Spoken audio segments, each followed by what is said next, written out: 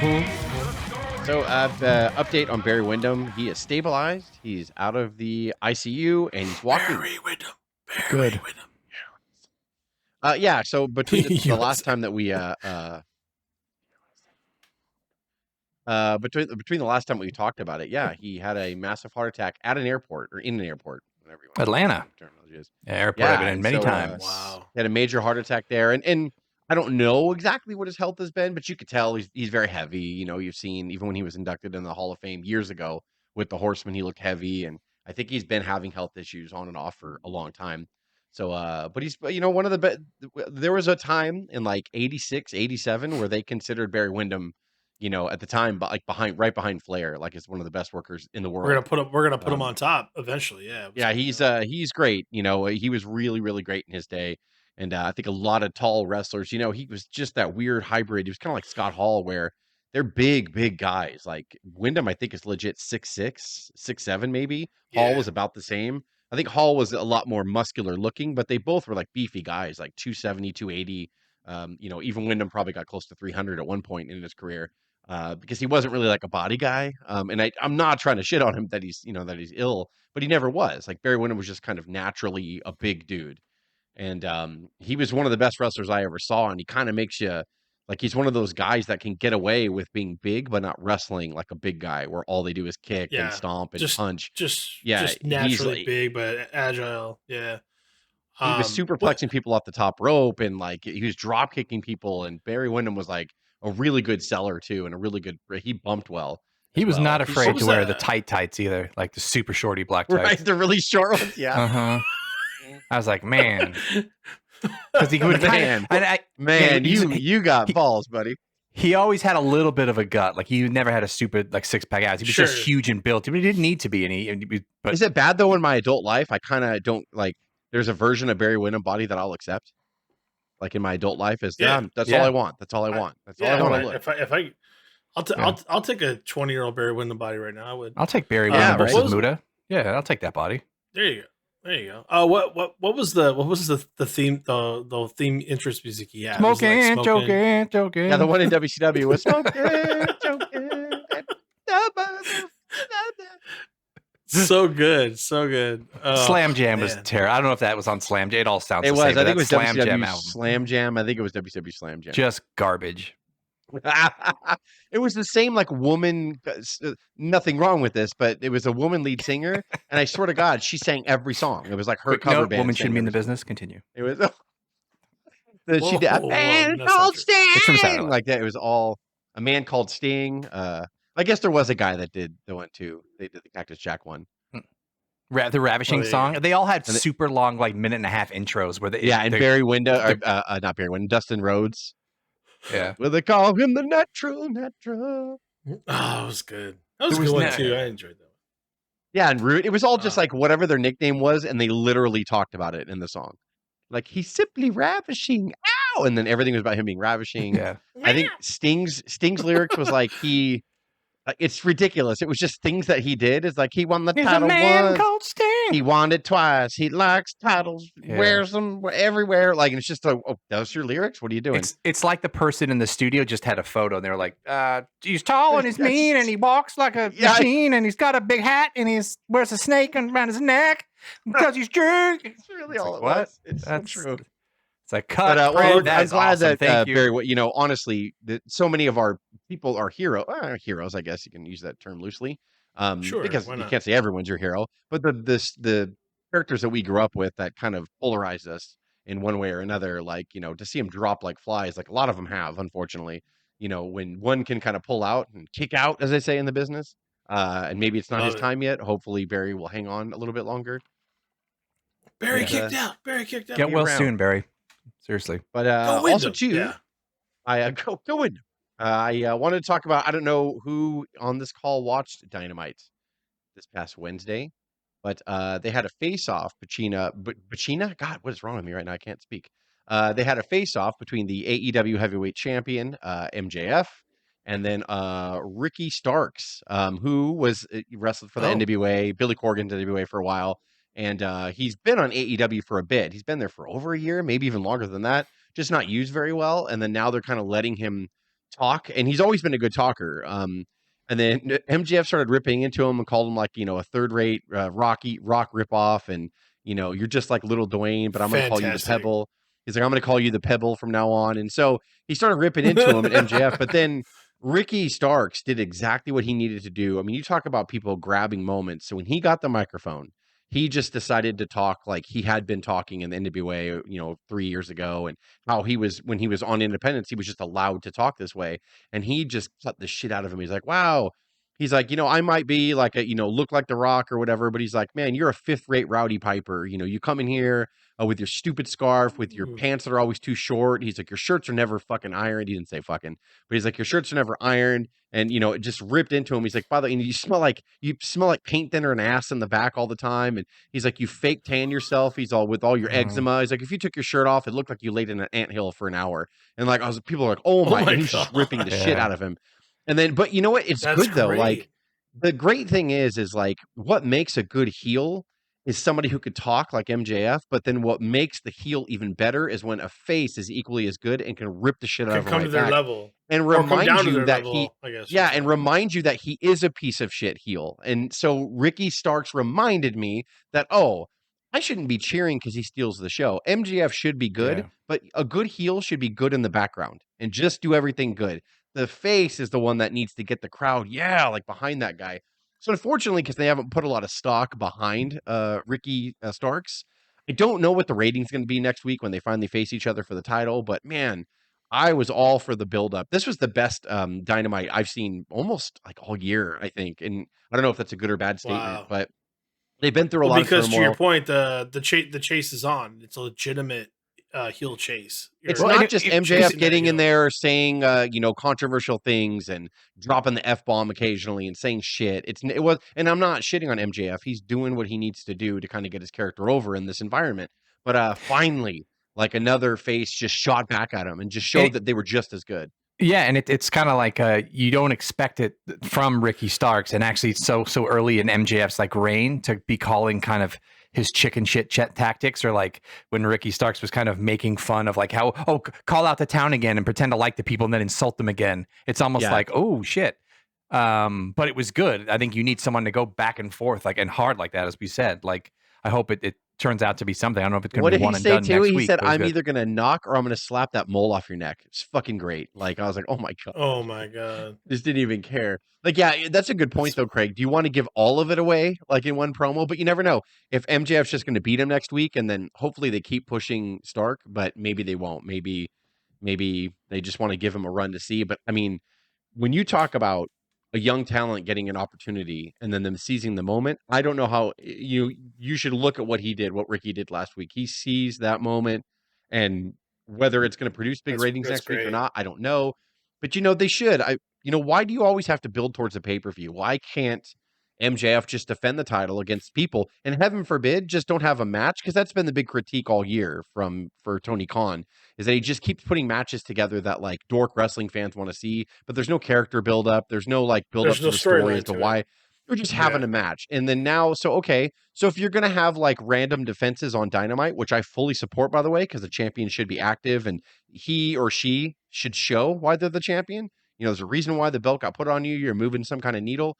I think MJF should, I don't mind a weak hype like this, even if he beats Stark next week and, Stark moves on and hopefully keeps shining bright or whatever. But like, I loved it. If you're going to do a one-off match, and by at the least way, make me care. At least make me care. He could do something to get himself DQ'd, and then the chase continues all day. Love it. Yeah, good point. So, as an aside, also, I'm also liking Moxley and Hangman, the intensity of that. Kind of, they did something on Rampage I forgot about tonight. that. Yeah, I forgot about that. That was good.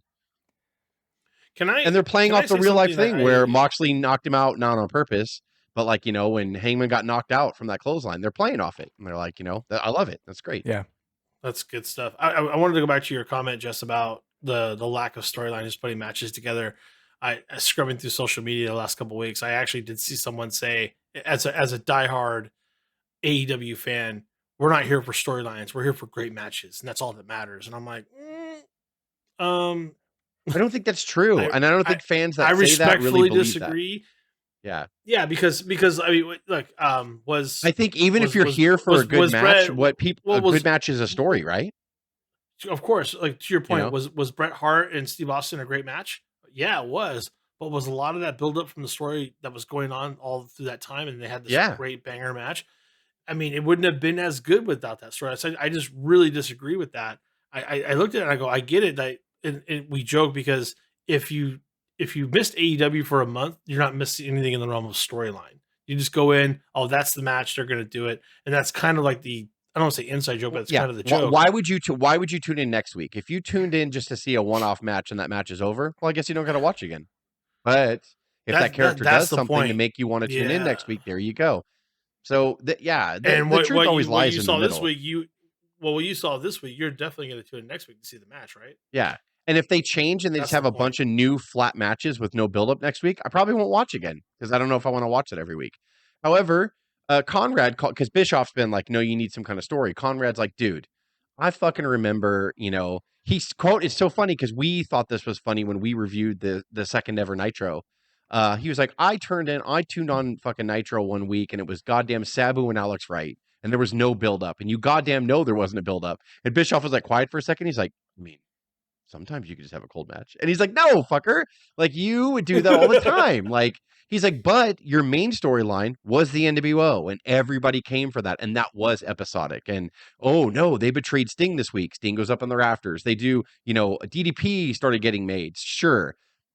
What Bischoff means is like the main event and kind of like your top like 2 or 3 feuds that kind of fuel your promotion. They need to have stories to get you to tune in. But Right. And you below, need to recap those times stories that, every week we too, start off to Nitro. up to date, We'll start off Nitro and coming to the ring is Eddie Guerrero. I'm like, oh fuck, cool. I like Eddie Guerrero. And then like, Chris Jericho, fucking Eddie Guerrero right now. Oh, fuck. Like, I need to watch this. Like, so there's a lot of cold matches that he had. Like the cruiserweight division was all cold matches in the beginning, and then he started trying to.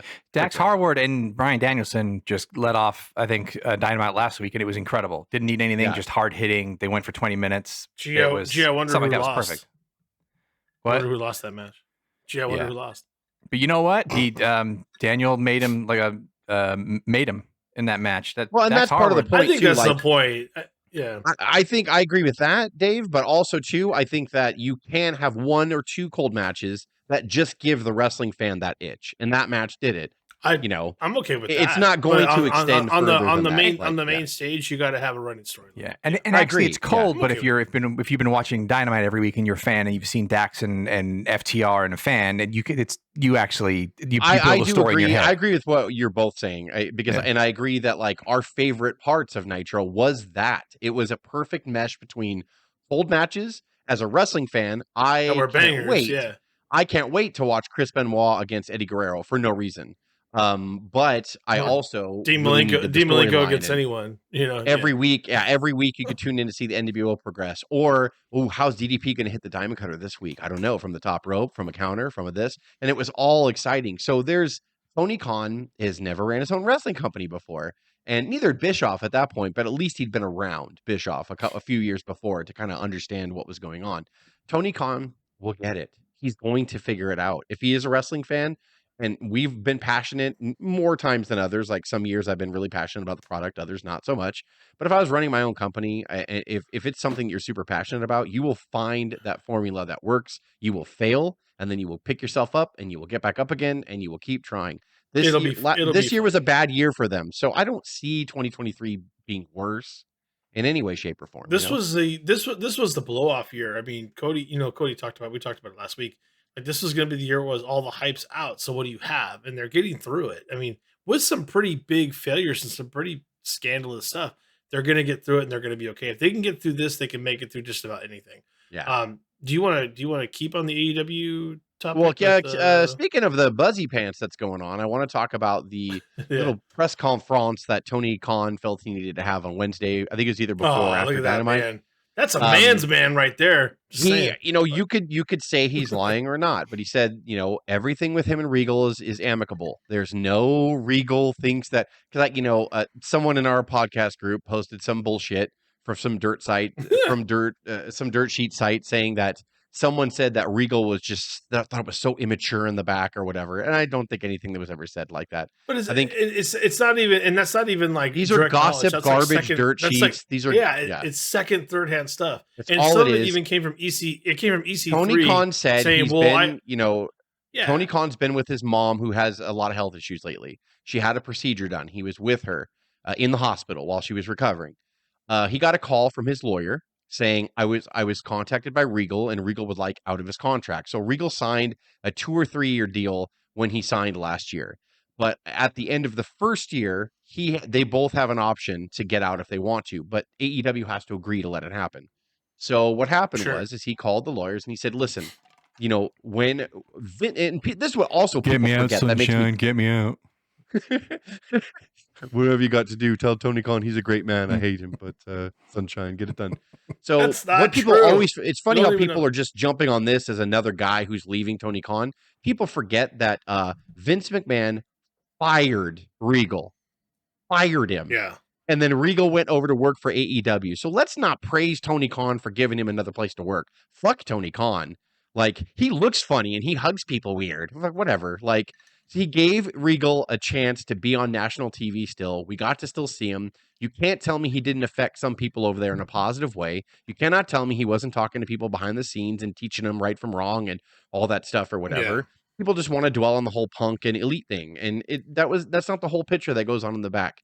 By the way, that's over. I mean, it's so over. So now that Vince is gone, Regal would have never left NXT WWE. By the way, he would have never left to go to AEW if he wasn't, did I say? He was fired. So, or released, whatever you want to call it. He was released and let go. And so if that didn't happen, Regal never would have left to begin with. So everyone forgets that shit because they want to talk about the bullshit, dirt sheet shit. So he went to him and he called Tony Khan and said, "Listen, my son's in NXT and I really want to go be with my son. And Vince is gone.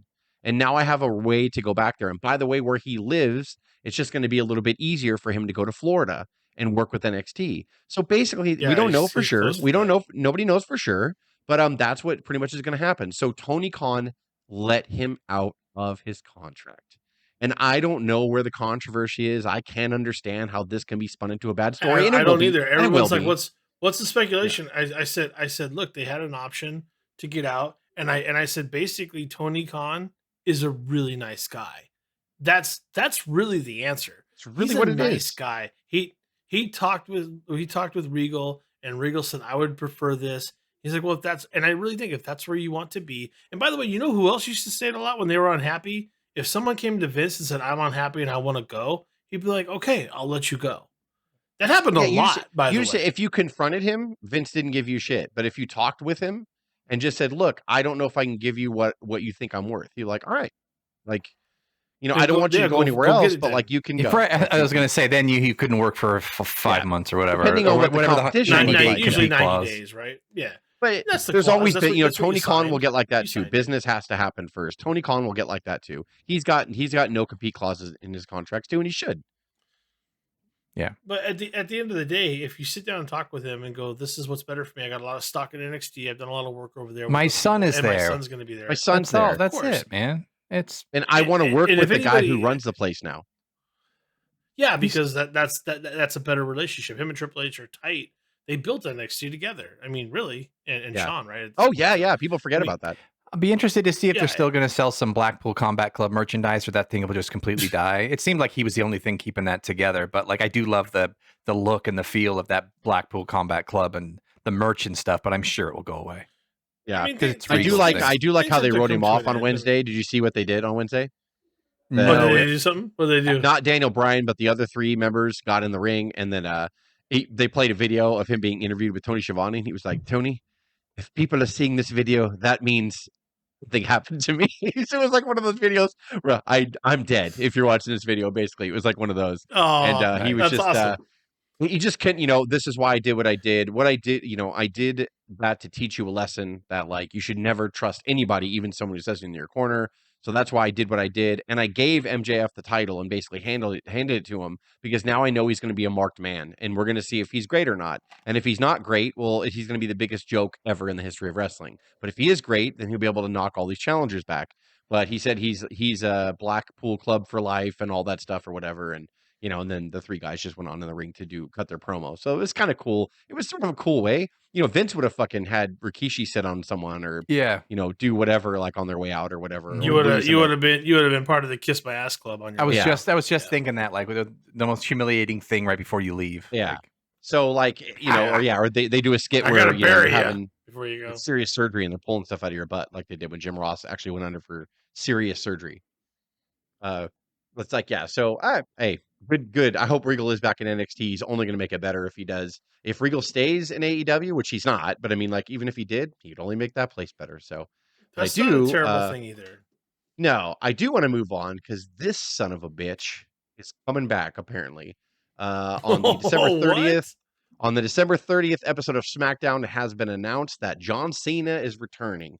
I don't know how or what, or if he's going to announce that he's going to be in the Royal Rumble. Because, yeah, Cena does that shit because he's such a great face. He could just walk in and fuck being a surprise for the Rumble. He's just going to tell everyone I'm going to be there. And, you're going to want to watch the Rumble for him. So that's super smart on their part. I mean, so we could potentially... It doesn't get... If you want to sell tickets and you want to get more subscribers to the network, that's what you do, right? And... this is the closest thing to The Rock or Stone Cold saying I'm coming back for a match for a pay-per-view, whatever. Can I say something real quick? Yeah. I missed him. Is that weird to say? I didn't realize I missed him until I was like, good. Well, mainly because the work he did on that show was fucking great. I love it on the HBO show that he's on. And that we won't mention, right? Because we want to air this. He's fantastic. And so I really like what John Cena's done outside the wrestling ring as well. And then what I really, it kind of struck me. So I saw SummerSlam live last year from the Raider Stadium. And the main event was John Cena against Roman Reigns. Not this past SummerSlam, but the year before. Sorry. So 2021. Yeah. And he lost to Roman Reigns. And it was a good match. Very good match. And then after, like right before the pay-per-view went off the air, Lesnar returns, gets in there, and F5s him. So John Cena is so like down with whatever. He lost to Roman Reigns while they're still on the air, gets fucking F5 from Lesnar for no reason. And then it goes off the air. And he simultanesely put Rock and Roman over on the same night. Got them hyped. Yeah. And so after the pay-per-view went off the air, Lesnar F5'd him 2 more times. And then leaves him laying. Yeah. And then leaves him laying. So as the fans are filing out of the ring, I look back in the ring, and I think my cousin Jonathan I looked at. And I was like, I'm going to miss him. And in the background, he's just getting up in the ring while people are fucking tearing the mats apart or whatever. He's getting up. He's still selling. And I was like, fuck, Hogan would never be in that position. Austin would never be in that position. Undertaker would never. And I'm not suggesting that maybe Hogan has a big ego. But I mean, like, I'm just saying, like, Cena had no problem, like, just going out there. And as the crew's wrapping up the cords and shit or whatever, he's like, oh, fuck, what happened? Did I go to sleep for a while? Like, he's getting up in the ring and he's just high-fiving the fans and he leaves. Like we would see on house shows, when Jim Powers would open up the show against Barry Horowitz, and then Horowitz would lose or Jim Powers would lose and they're passing each other in the aisle. It was that whole thing. Yeah, it was just weird to see. And I was like, that's John Cena. Like, I know some people say he had an attitude and he had an ego for a while or whatever. I think anybody in that position will get it. But I was like, man, I'm going to miss him. And we haven't seen him since, by the way.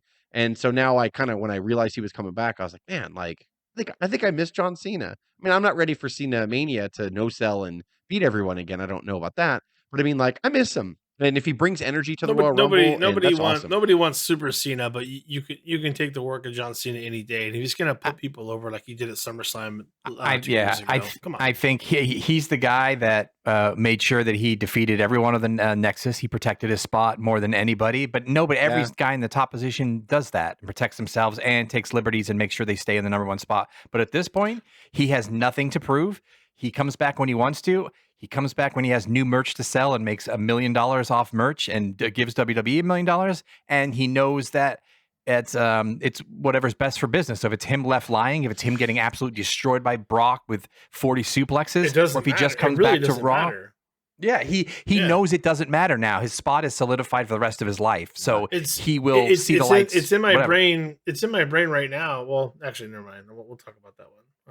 Yeah, I was thinking of that too, but I didn't want to say it too because it's another episode. People come back and get their ass whipped, and it's fine. And Is all I'm I hope saying. to God we see Happens him, a and I would love to see him in Stone Cold at Mania. That would be fantastic. I was just fucking going love to it. say that. So Ugh. potentially, we could have Steve Austin, John Cena, and The Rock at this year's WrestleMania. Potentially, if you Can believe I- all the rumors and all that stuff. Potentially. Can I ask a question? Has Cena ever faced Stone Cold in a pay-per-view? Has it No. happened? No. I don't think so, right? They were not too at far all. apart, right? Yeah. No, they weren't even too far apart. I And- think Austin And Austin I left in hate to keep harping 03, on it, but they just had no but reason Austin, to. I kept up, kid. You gotta cinch in that F5. You gotta cinch in that. He never. He always gave him shit about not and cinching in. not to keep harping Yeah. on it, but Yeah. Stone Cold is shredded right now. Like Stone Cold looks phenomenal. I don't care what anybody says. He might be coming back for a movie role, but what in my mind, he's coming back for goddamn It's just like WrestleMania. you feel like it's all there. We're only 5 months away from it, right? I mean, come on. Yeah. It's I don't know. I mean, And maybe the yeah. whole thing, you know, maybe they were for a long time pushing the bloodline because the Rock is the only one that makes sense to come in and face Roman with that storyline. Nobody else does. But maybe something fell through, or the Rock's schedule didn't allow it, or the Rock might have just said, I'm done. Like I'll tear everything in my body. I do have a hard time believing that the Rock can get in there and work the way he normally can. Well, we're gonna, because he's after so we huge. stop He's record on so this, we're gonna massive. hit record on another review that we're gonna do that involves him. And in my mind, I was like, that's 10 years ago. And I watched him be very ginger, and CM Punk was very careful with him and walked him through a lot of shit because the sport had passed him the by Rock at was that shredded point. even 10 years Yeah. ago. Yeah, he was shredded. So I'm then, thinking too. now, he was like, huge. 10 years later, we think he's going to get in there with Roman Reigns. Like, well, I guess you'll see what kind of champion it is, because champions got to carry, right? And they got to do the job to show why they're champions. But a stiff, muscular Rock that's way out of Roman has wrestling no shape, problem I don't carrying know, a man. match. I'll say that. Yeah. But I mean, Right? Yeah. That'll But, be fine. But you're right. It's interesting. Even with Stone Cold, and Stone Cold's actually older. Kevin took care of him. I think quite a Stone bit. Cold has such a great wrestling mind. I think that I, for some odd reason, even though with his neck injury, you wouldn't think, I'm way more comfortable with Austin making decisions at this point than anybody else. The Rock used to wrestle and he was very active, but I think The Rock was very. The thing. Well, here's the thing. The Rock was doesn't have, entertaining. Austin has a wrestling mind. Sure. Like he's a good No, wrestler. I get what you're saying, but also you think about the physical side of it. Like Austin has a neck injury, which makes him, it limits him in a protective way. No one's going The 25 Rock- minutes to close the show anymore. Not Yeah. but the Rock could easily now clear watch something. You know, now he's watch so it's The big, Rock he's and so big, Austin, and they he go just- 40. The Rock could just blow out his knee at any given moment or tear a quad. I mean, Yeah. you know, and that's that, and then the match is over. How pissed That's are we the all? scary thing. How pissed are we going to be if it's like Rock special guest referee for whatever the main event is? That That's all it wouldn't ever work. was. That wouldn't work. We already bought John tickets. Cena, the Don't guest say that. announcer, Don't The even Rock, don't the even special don't even guest wish referee. it. Don't even think it. Just Don't like the do that, stripes. Craig. It's like Steve Austin, the special new commissioner of WrestleMania, Yeah. down, and that's all it is. They're all guest positions. the enforcer. Like, okay. Steve Austin. Why are we Lillian Garcia? Is she back in announcing too?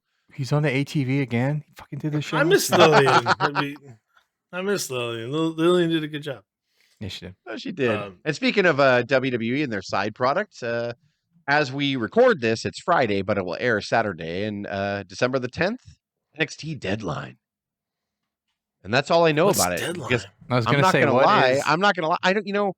Honestly, ever since it went to the Color Splash NXT, I really haven't given two shits about NXT. To be honest, No. I've maybe watched like But they're one cha- show. they're changing it back, right? I mean, Not all the way back. They're still leaving the arena brightly lit or whatever, but the symbol's not like the color splashes you could see. So they're going back to like a different color instead of the black and gold. It's like the white and gold. I'm okay with it being well lit. I don't have a problem with that. But And it's going to take them a while to filter through and start putting the people that Triple H wants to see in developmental. It'll take a while, so I'll watch it tomorrow. Why not? I don't think I'm doing anything. I'm not familiar with anybody but the Steiner guy.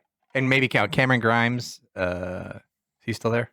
Yes, he is. Yeah, I know. See, I just wanted to bring it up because we're going to talk about some topic, but I'm going to admit I don't really follow NXT anymore, and that's sad. I used to. But it was One never of the best events we ever saw was NXT. never. Oh, totally. One of the best. I've been a couple live events. Takeover New Mandy's Orleans still there. was one of the greatest live events I've ever been to in my life. Yeah. And I got to go to one of the Riverside house shows out here at the small like Riverside place where people used to go watch bands. It probably only held like 1,000 people maybe. Yeah, Ronda Rousey was in the crowd before she was in WWE at all. that's right. That was one of the best That's house shows I right. I ever forgot fucking about saw. that. I loved it. Like the house show Was was she amazing. smiling Yeah, Rhonda or was she grimacing Rhonda? She well, was it was grimacing it was Rhonda. Well, like she was smiling. I'm happy to be let's go here, Rhonda. Rhonda. They saw her in the crowd, and people were like, because they wanted her to be there and they wanted her to be in WWE, and she was like, giving like, oh, thank you. She was really happy, and she was there with her husband. They were watching, and McIntyre was doing a tag match, and he was the current McIntyre was NXT NXT champion. champion. This was McIntyre, and this was when Yeah, Velveteen Dream got really big. Like he was really big at this time.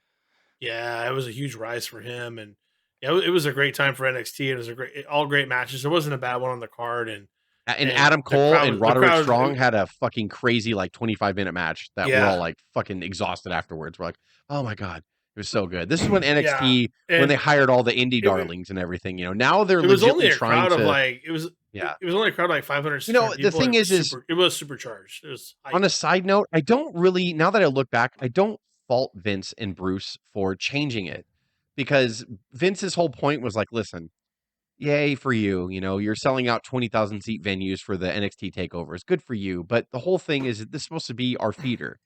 And if you're going to feed me guys and girls that are just all hyped up and they're still doing their indie spots and all that stuff, and on NXT, and I get them up at the main roster, and I'm like, hey, you got to tone your shit down 50% because we're not giving everything away for free every Monday on Raw. You're going to save it for pay per views and big feuds and big matches. It wasn't the right thing. The fact that we were saying that we like the developmental territory does speak to the fact that the main product was weak. So I will agree with that, but it shouldn't have been better. It just was. And we got super spoiled for like 3 or 4 years on it. And then when Vince is like, no, man, this shit is a developmental territory. Please, God, like, stop giving me people that I have to break down. Because every time anyone went up, Ricochet, Kevin Owens, Sami Zayn, they fucking neuter They them. would take And, a step back. and it would just irritate us. And so, like, because the main product wasn't good at the time, it really was just flat and boring and catered to 7-year-olds. And that's all it was. And by the way, Jess, look at Owens now. Look at Sami Zayn right now. Sami Zayn is the best version ever of Sami Yes, Zayn. and Yeah. arguably he was starting to get like this before Vince got fired too, because the Bloodline storyline's been going on Yeah. for a bit now.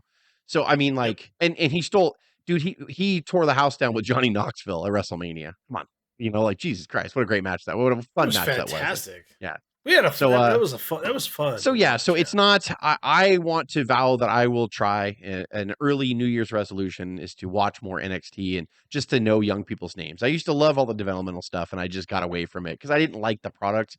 But really, I'm like, God, you're selfish. Like honestly, like this is a chance for you to see some new people and stuff, and get in there.